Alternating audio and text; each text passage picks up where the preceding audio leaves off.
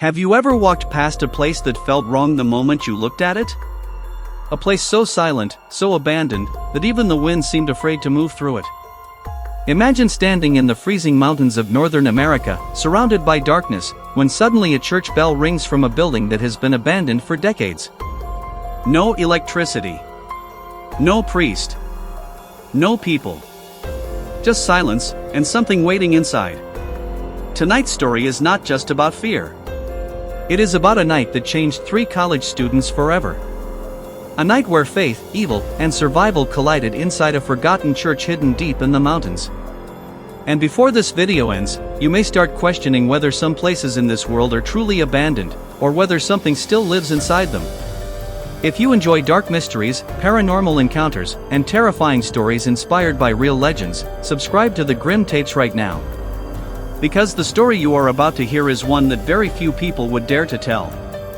The cold mountain air moves slowly through the town of Black Hollow, a quiet tourist town hidden near the forests of Colorado. During the daytime, the town looked peaceful. Tourists walked through the streets laughing, drinking coffee, taking pictures near the snowy mountains, and enjoying their vacations. But the locals knew there were certain places you never visited after dark. At the edge of the town, far away from the lights and noise, stood an old church. Its wooden walls were broken. Its windows were shattered. The giant cross above the roof had almost fallen apart after years of storms and snow. Nobody remembered when the church was last opened. Older residents claimed the church had been shut down after a horrifying incident many years ago, but nobody liked discussing it openly. People avoided that road at night. Animals avoided it too. Some locals claimed they heard whispers coming from inside the church after midnight. Others believed they saw a pale woman standing near the entrance during snowstorms. Truck drivers passing through the area reported seeing lights inside the church even though there was no electricity connected to it anymore. But stories are stories. Most people ignored them. Until one night changed everything. The evening started like every other winter night in Black Hollow. The streets became empty earlier than usual because of the freezing weather. Snow slowly covered the sidewalks while icy winds screamed through the pine trees surrounding the town. Near the abandoned church, a stray dog wandered through the road searching for food. The dog suddenly stopped near the church gate. Its ears lifted. Its body froze completely. Then it started barking aggressively into the darkness. Again. And again. And again. Something was standing inside the church courtyard. At first, it looked like smoke moving through the air. But slowly the shape became clearer. Tall.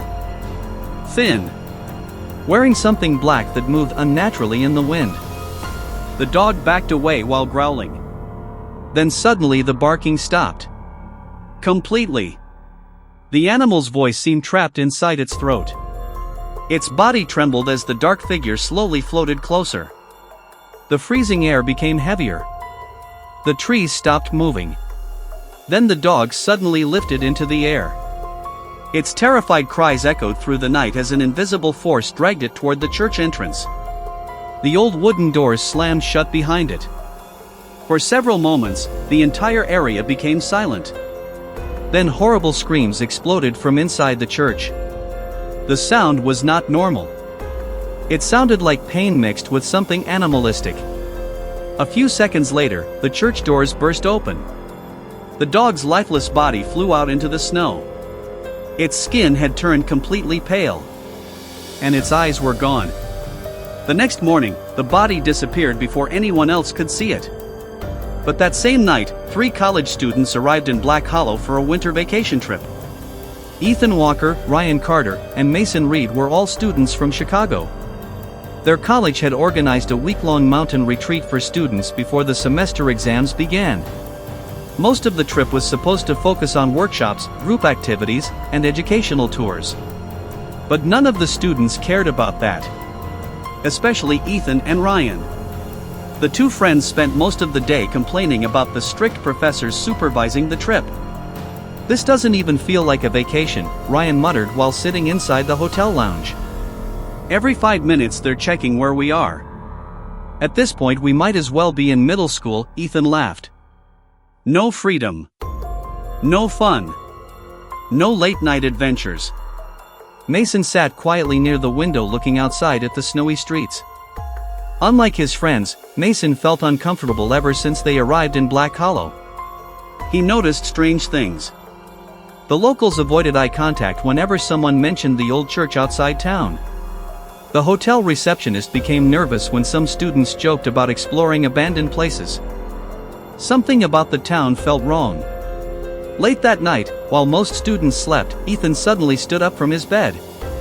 "I'm not wasting this trip sitting in a hotel room," he whispered. "Let's go explore."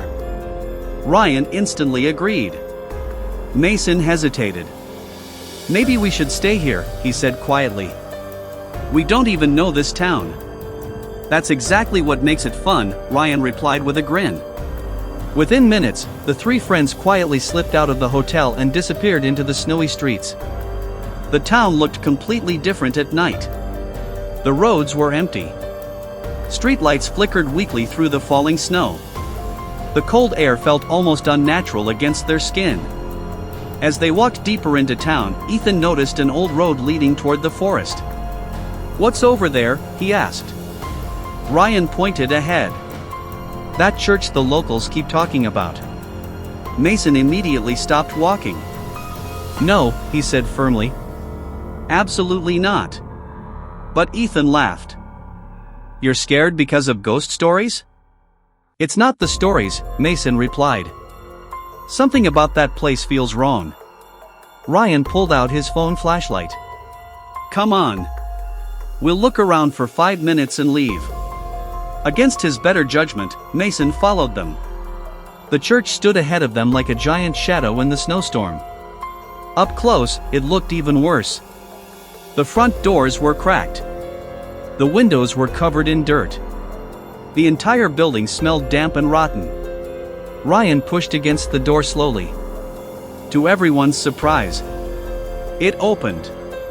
A horrible creaking sound echoed through the darkness. The inside of the church looked frozen in time. Broken wooden benches covered the floor. Spider webs stretched across the ceiling. Ancient religious paintings hung crookedly on the walls. And then suddenly, hundreds of bats exploded from the ceiling and flew past them into the night. Ethan shouted in shock. Ryan laughed nervously. But Mason's fear continued growing stronger. "We should leave," he whispered. "Now." Nobody listened. The deeper they walked into the church, the colder the air became. Their phone flashlights barely worked properly inside. Strange scratching noises echoed from distant corners of the building. Then suddenly, the church lights flickered on. All three froze instantly. "How is that possible?" Ryan whispered. "There's no electricity here," Ethan said quietly. The lights continued flickering violently above them. On. Off. On. Off. Then the giant church doors slammed shut behind them. The sound echoed like thunder. Ryan ran toward the entrance and grabbed the handles. Locked. All three began pulling desperately against the doors, but they would not move. Panic slowly spread across their faces. "There has to be another exit," Ethan said nervously. Ryan turned around to search the room. And froze.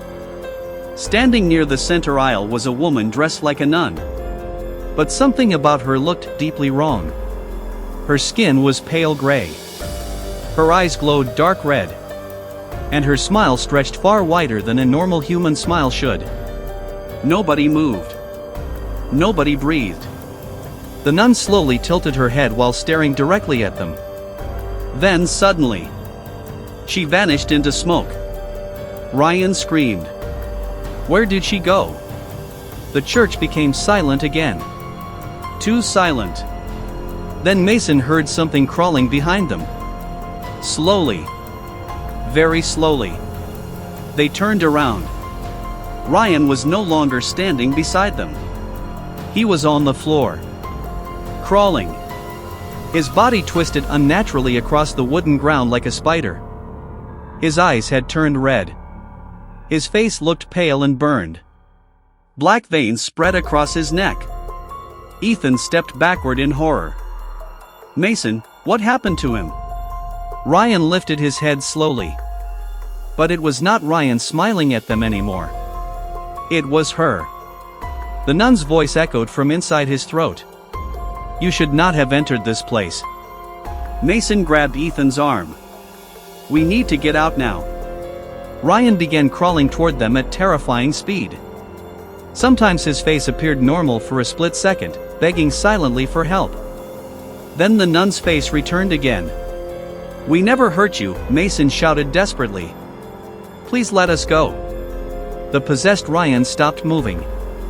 Then the nun slowly appeared behind him once again. She smiled at Mason and reached for his arm. The moment her fingers touched the steel Kara bracelet around Mason's wrist, she screamed violently and flew backward across the church. The air inside exploded with unnatural force. The nun stared at the bracelet with hatred burning inside her glowing eyes. Mason finally understood. Faith was hurting her.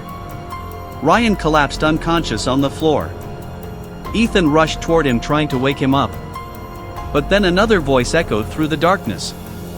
An old priest slowly stepped from behind the altar. His face looked exhausted. His eyes carried years of fear. "You cannot save him," the priest whispered. "Nobody escapes her." Mason looked confused. "Who are you?" The old man ignored the question. "For years she has remained trapped here," he continued. "Anyone who enters this church becomes hers." Suddenly the priest grabbed Ethan by the throat with impossible strength. Ethan gasped for air while clawing desperately at the priest's hands. "Run!" Ethan screamed toward Mason. "Your faith protects you. Leave now." But Mason refused to abandon his friends. The nun appeared once again behind Ethan. Her long tongue stretched unnaturally across the blood running from his neck wounds. Mason's heart pounded violently. One part of him wanted to run. The other part refused to leave his friends behind. Then an idea entered his mind. Slowly, Mason removed the Kara bracelet from his wrist. With shaking hands, he pulled the small ceremonial kirpan from beneath his jacket. The nun smiled confidently. She believed he was surrendering. But instead, Mason stepped forward boldly. His voice echoed powerfully through the church. "Waheguru ji ka kalsa. Waheguru ji ki fate." The atmosphere inside changed instantly. The nun screamed furiously. Mason forced the steel bracelet onto her wrist while driving the kirpan forward into her chest. A horrifying scream exploded through the building. Black liquid poured from the wound across her body. The walls shook violently. The church lights burst repeatedly overhead. Ethan fell to the floor gasping for air. Ryan remained unconscious nearby. The nun twisted and screamed while dark smoke poured from her mouth. Mason looked toward the giant statue of Jesus near the altar. Tears filled his eyes. "I don't know your prayers," he whispered desperately. "But this is your house. Please help us." Then something impossible happened. For the first time in decades, the church became bright. Warm golden light filled every corner of the building. The darkness surrounding the nun began disappearing. Two women dressed as nuns suddenly appeared beside the altar, almost like spirits from another time. They rushed toward Ethan and Ryan, helping their wounds. The old priest stepped toward the screaming entity. He raised holy water and began praying loudly. The evil nun's body slowly dissolved into smoke while her screams echoed through the church one final time. Then silence. Complete silence. The darkness was gone. The old priest turned toward Mason with tears in his eyes. "For years her soul remained trapped here," he said softly. "Tonight, you finally freed her." Mason looked around in confusion. What happened here? The priest walked slowly toward the altar. Many years ago, he began, this church became home to something evil. Sister Abigail served here faithfully for decades. But during a brutal winter, strange rituals began happening beneath the church. People disappeared. Children vanished. Eventually the darkness consumed her soul completely. He looked toward the floor sadly. We tried to stop it. We failed. Since then, anyone entering this church awakened the evil inside her. Mason looked at his unconscious friends. Will they remember any of this? The priest shook his head slowly. By morning, their memories will fade. But you will remember. The church doors slowly opened on their own. Snow continued falling outside.